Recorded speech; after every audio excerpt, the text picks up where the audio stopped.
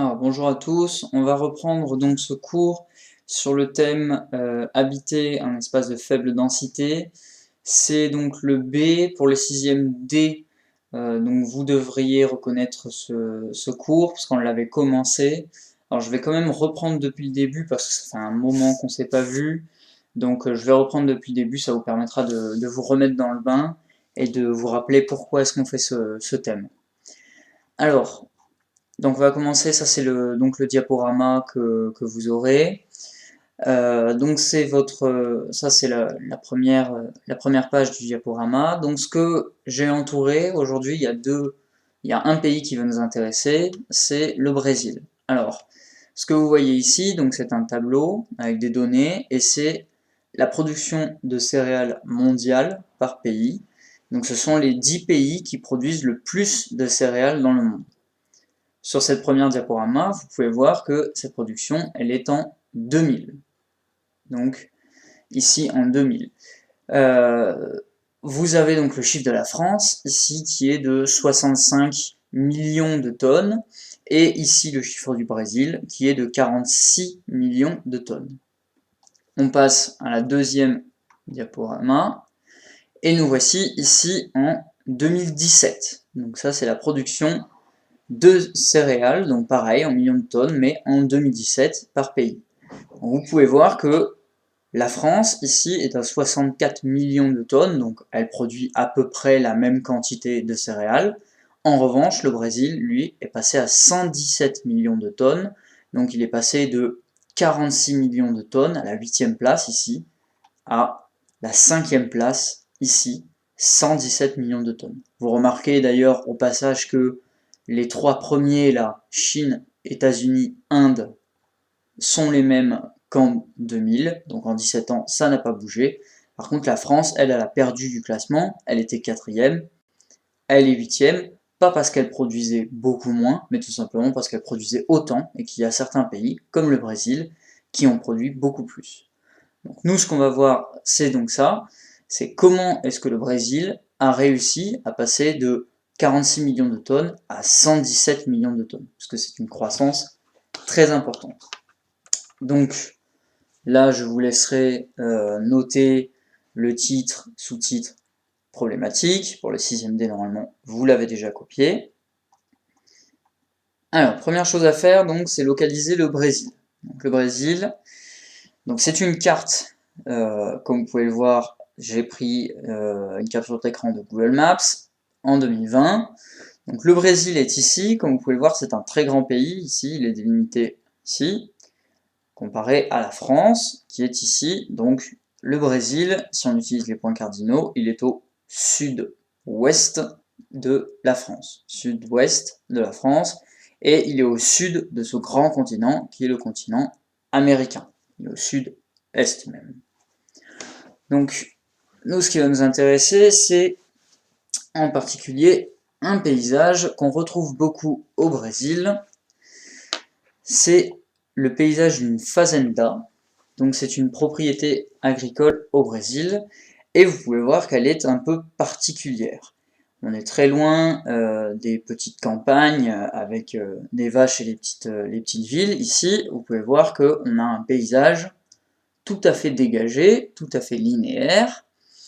Et donc c'est à ce moment-là que vous allez devoir sortir votre activité 2, donc c'est celle-ci. Donc pour le 6e D, vous l'avez déjà en main, normalement, je vous l'avais distribué avant toutes ces histoires de confinement.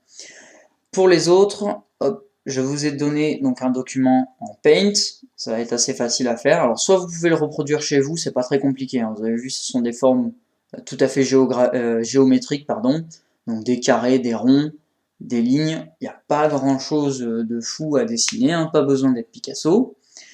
Donc je vais le faire avec vous, ce schéma. Donc on va regarder ce qu'on a en face, donc ceci, et on va tout simplement le remettre sur le schéma.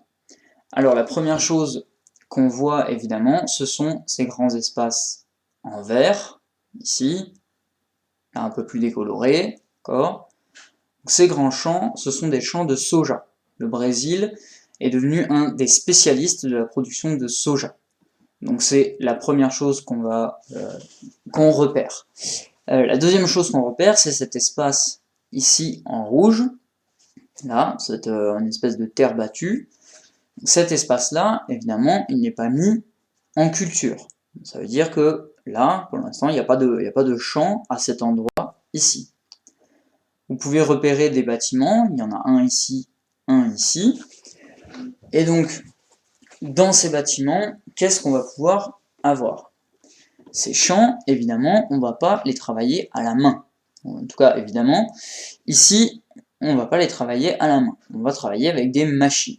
Ces bâtiments-là, ils servent, par exemple, à entreposer les machines. Donc, imaginez tous les tracteurs, hein, les moissonneuses-batteuses, tout ce que vous voulez, les machines agricoles qui vont travailler dans ces champs, on va les entreposer ici. On ne les laisse pas dans les champs comme ça. Pourquoi? Tout simplement parce que ça coûte très cher, une machine comme ça. Donc on ne la laisse pas à l'air libre, pouvant se faire voler par n'importe qui. Donc ça, il faut entreposer les machines. Deuxième chose, ces grands champs-là, pour les protéger des maladies, on va utiliser ce qu'on appelle des pesticides. Les pesticides, ce sont une sorte de médicaments pour les plantes, mais qu'on donne avant qu'elles tombent malades. Un peu le principe. On peut les donner aussi lorsqu'elles sont malades, mais de manière générale, on asperge les champs avant qu'ils ne tombent malades, pour éviter qu'ils aient des problèmes. Donc ces pesticides, ils sont distribués une fois de plus grâce aux tracteurs. On met des grosses bonbonnes sur les tracteurs et on distribue ces pesticides dans les champs. Autre chose qu'on distribue, c'est de l'engrais. L'engrais, c'est tout simplement une matière qui permet de faire pousser beaucoup plus vite les champs. Tout le monde en met. Évidemment, dans ces grandes exploitations-là, on en met un peu plus, ou on en met des plus performants que les autres. Donc ici, nos deux bâtiments là, je les ai représentés dans l'activité par les ronds. Donc ces bâtiments, ils permettent d'entreposer les machines, ils permettent d'entreposer les pesticides, les engrais, et dernière chose, évidemment, hop, tout ce soja qui va être ramassé, il faut bien le mettre quelque part. Donc là, ici particulièrement, on le voit parce que c'est une grande forme de tour ronde, généralement c'est à cette forme-là, on a ce qu'on appelle les silos. Les silos, ce sont des grands entrepôts pour mettre les récoltes. Donc ces bâtiments-là, les bâtiments ronds, on va le mettre, ils sont déjà sur la carte, on va mettre à quoi ça correspond dans la légende. Donc ici, hop, ça correspond à bâtiment pour entreposer les machines, les pesticides, engrais, récolte. Je sais pas pourquoi il est écrit en vert, hop. Voilà. Donc ça, c'est pour notre bâtiment, ça ce sont pour nos bâtiments ronds. Deuxième chose qu'on va colorier, donc, c'est cette fameuse zone. Ici, c'est la zone de travail, c'est la zone où nos machines elles vont passer, où on va faire venir les employés, etc. Donc on va colorier en rouge. Ce qui est mis sur la carte, comme d'habitude, doit être mis dans la légende. Donc ici, je colorie un des carrés en rouge. Et je lui donne son nom. C'est une zone de travail. Voilà. Alors, deuxième chose qu'on voit, c'est qu'une fois qu'on a récolté donc, ces champs de soja, ici, ces champs de soja, on ne va pas les garder ici jusqu'à la fin des temps. On va bien les mettre quelque part. Évidemment, on va les amener en ville, généralement, pour aller les vendre. Donc ici, vous pouvez bien voir, là, ce que vous voyez ici, ce sont des routes. C'est-à-dire que une fois qu'on a récolté tout le soja, il va y avoir des camions qui vont venir et qui vont aller récupérer ce soja et l'amener directement en ville. Pour l'amener en ville, il faut qu'il y ait d'abord des routes. Donc nous, c'est ce qu'on va tracer. Donc, hop, je vais utiliser du noir pour cela. Je vais prendre une taille un peu plus petite pour qu'on voit bien. Et on va tracer une belle route qui fait... Alors, elle va pas être exactement droite, c'est pas grave, hein, soit à peu près droite. et qui passe par nos deux zones de travail, ici. Voilà. Comme nous avons mis quelque chose sur la carte, ça veut dire qu'il faut le mettre dans la légende. Donc je mets ici la route, je fais un trait bien droit, je vais récupérer, hop, alors ça, on va les pousser, donc normalement vous devez avoir deux traits là, où il n'y avait rien à côté, moi je suis obligé de supprimer, et qu'est-ce que je vais marquer? Je vais marquer route. Route pour transporter le soja, transporter les récoltes. Ensuite, donc sur notre carte, pour l'instant, on n'a pas matérialisé ces champs de soja. Là, comme vous pouvez le voir, ce sont ici la quasi-totalité de la carte, tout ce qui est en vert, à l'exception de cette limite ici, que vous voyez qui est bien tracée, dont on va parler juste après. D'abord, on prend donc du vert, hop, et on colorie les parties où vous avez du soja, c'est-à-dire à peu près partout. Si je l'ai mis sur la carte, je la mets sur la légende, je colorie, et je donne l'indication. Qu'est-ce qu'on a en face quand on voit du vert? Bien, quand on voit du vert, on a un champ de soja. Alors la dernière chose, c'est effectivement cette limite, qui est représentée ici sur la carte. Cette limite, c'est ce qu'on voit ici, c'est ce qu'on voit aussi ici, là, plus ou moins, c'est la limite de la forêt. C'est-à-dire que tout cet endroit, tous ces champs-là, qui se profilent là, on dirait à perte de vue, tous ces endroits-là, avant, c'était une forêt. C'était une partie de l'une des plus grandes, d'ailleurs la plus grande forêt du monde, qui est l'Amazonie. Alors évidemment, on n'a pas détruit toute l'Amazonie, hein, mais on a détruit une partie, c'est-à-dire qu'on a coupé tout le bois qu'il y avait ici, on a fait ça, on a fait des carrés bien droits, là, et à la place, on a mis des champs. Donc ici, toute cette limite, en fait, c'est la limite qui n'est pas encore défrichée. Quand on coupe les arbres, quand on enlève des arbres pour mettre des champs, on dit qu'on défriche. Donc tout cet endroit-là, c'est la limite qui n'est pas encore défrichée. Ici, vous avez encore de la forêt. Pour combien de temps? Ça, c'est la grande question. Donc c'est ce qu'on va mettre. Nous, on va créer une courbe. Hop. On va essayer à peu près de faire... Là, vous voyez, vous avez un trait qui est tout à fait droit, ça vous montre que c'est la route. Donc ici, ce qu'on va mettre, nous, c'est une courbe un peu comme ça. D'accord? Sur Paint, je ne peux pas être très précis. Vous, à la main, vous pouvez essayer de reproduire à peu près ça. L'important, c'est que ça soit différent de cette route. Et donc, on va écrire ici, en face, limite de la forêt non défrichée.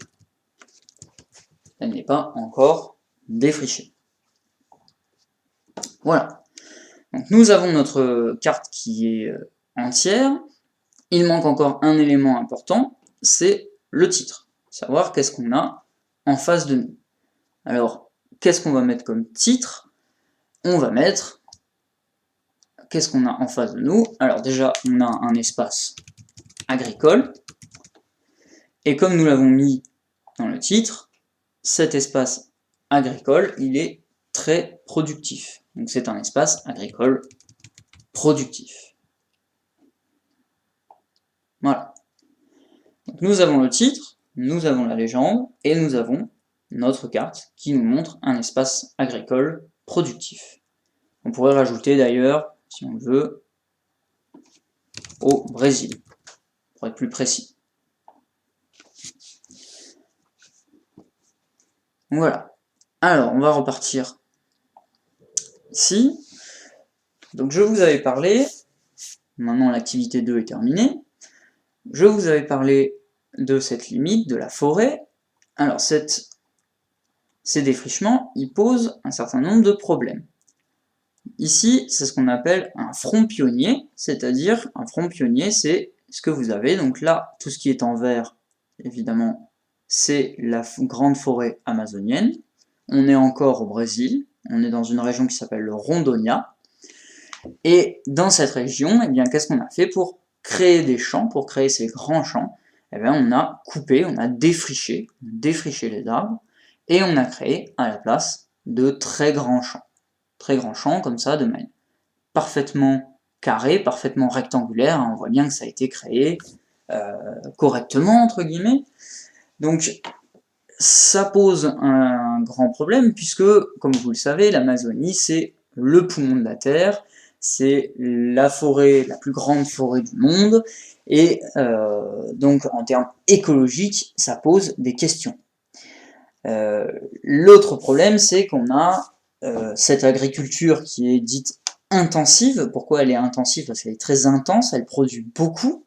Cette agriculture intensive, elle produit énormément. Et comme elle produit énormément, elle permet aussi de rapporter de la richesse. Parce que ces productions, elles vont être vendues. Elles vont être vendues soit aux Brésiliens, mais aussi à l'extérieur, aux non-brésiliens, à d'autres pays.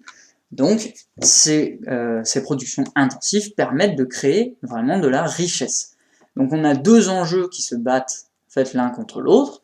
On a d'un côté l'enjeu économique, c'est-à-dire le fait de gagner des sous, de gagner de l'argent.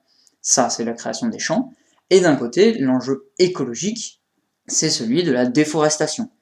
Est-ce qu'on doit, ou non, couper des arbres, détruire en partie ou carrément l'intégralité de la forêt amazonienne pour créer plus de champs? Est-ce qu'on peut trouver un arrangement entre les deux ou pas?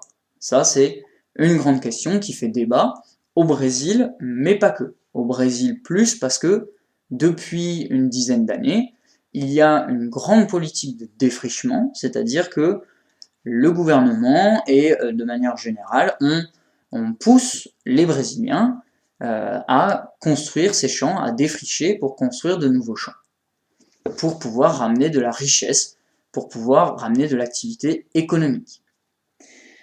Donc, tout cela, nous allons le résumer avec un schéma mental. Donc ça, c'est le but de notre activité 3. Alors, vous avez donc deux types d'agriculture. Cette agriculture-là, on s'en occupe pas, on s'en occupera pour la prochaine fois. Nous, celle qui nous intéresse, donc l'activité 3, c'est celle-ci, c'est l'agriculture intensive. Alors, la première chose, c'est définir qui sont ces acteurs, qui sont les agriculteurs intensifs. Alors, vous vous doutez bien que ces grandes propriétés agricoles, ça veut dire qu'on a de grands terrains, de très grands terrains, donc on a de très grands exploitants. On a une seule personne, ou en général une famille, on a une ou deux personnes qui vont posséder tous ces champs-là, donc la totalité des champs. Donc on a, hop, ici, ce que nous allons marquer, c'est qu'on a de grands agriculteurs avec de grands terrains. Grands agriculteurs avec de grands terrains. Comment est-ce qu'ils font fonctionner leur agriculture? On l'a vu, il y a deux éléments principaux. On a donc des grands terrains, on utilise à la fois des machines, donc ça c'est le côté mécanisation, la mécanique, on utilise des machines, donc on appelle ça la mécanisation. Mécanisation, donc par exemple, on peut mettre tracteur.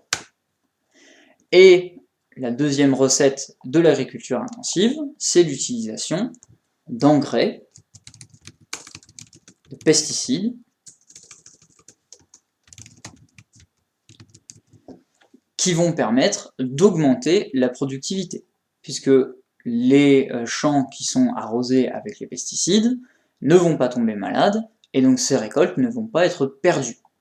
Si on utilise des pesticides, c'est pour ça. On ne l'utilise pas pour le plaisir de mettre des médicaments sur les plantes avant qu'elles ne tombent malades. On le fait pour ne pas perdre de récolte. Une récolte qui est perdue, c'est beaucoup d'argent qui peuvent être perdus. Imaginez si là notre agriculteur y perd la totalité de ce champ-là, par exemple, il perd énormément d'argent.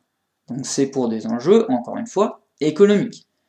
Les pesticides, une fois encore, ça soulève des enjeux écologiques, puisque Par exemple, si vous avez des pesticides qui sont jetés et qu'il y a un cours d'eau pas loin, ça pourrait potentiellement polluer l'eau. Ça peut aussi, pour certains pesticides, polluer les sols. Donc ça pose des questions écologiques. Les engrais, eux, pour l'instant, causent moins de ce genre de problème-là. En tout cas, au niveau des pesticides, ça en cause. Donc là, on va mettre deux flèches, une qui va vers la mécanisation, une qui va vers l'engrais. Et donc, cette mécanisation, ces engrais et ces grands agriculteurs, 3, ils définissent l'agriculture intensive. L'agriculture intensive, alors pour la faire ressortir un peu, vous allez la colorier, vous mettez la couleur que vous avez envie. Hop. Et l'agriculture, alors qu'est-ce qu'elle produit? Alors, elle produit deux choses. Alors déjà, elle va produire beaucoup de grandes récoltes. Produit de grandes récoltes. On va marquer produit beaucoup. Eh bien, ça ne veut pas. Produit beaucoup. Donc, économiquement, ça va rapporter beaucoup d'argent. Donc, ça, c'est le côté positif. Pourquoi est-ce qu'on fait ça? Donc, on va rajouter une couleur qui va renvoyer vers le positif. Le positif, en général, c'est du vert. Donc, ça produit beaucoup. Deuxième possibilité, donc qu'est-ce que ça produit? Des problèmes écologiques. Donc ça, c'est le côté négatif de l'agriculture intensive. Vous avez le côté positif, c'est que ça produit beaucoup, et donc ça produit de la richesse aussi. Et le côté négatif, c'est que ça a des problèmes écologiques. Donc pareil, on va mettre une couleur qui renvoie au négatif, et généralement cette couleur, c'est le rouge. Voilà, vous devez avoir sur votre schéma ceci, donc deux grands agriculteurs avec de grands terrains, des engrais, des pesticides, une mécanisation, tout ça, c'est ce qui crée l'agriculture intensive. D'accord ? Cette agriculture intensive, elle va produire beaucoup de récoltes et elle va aussi créer des problèmes écologiques. Tout ça, c'est ce qui est résumé sur cette trace écrite. Les espaces agricoles productifs utilisent une agriculture intensive, c'est celle qu'on vient de voir. Elle pose des problèmes écologiques, notamment de déforestation. La déforestation, c'est la destruction des forêts pour récupérer les terres et y faire de l'agriculture.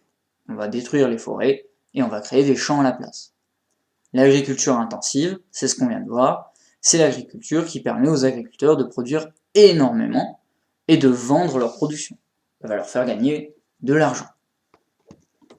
Voilà, c'est tout pour ce cours.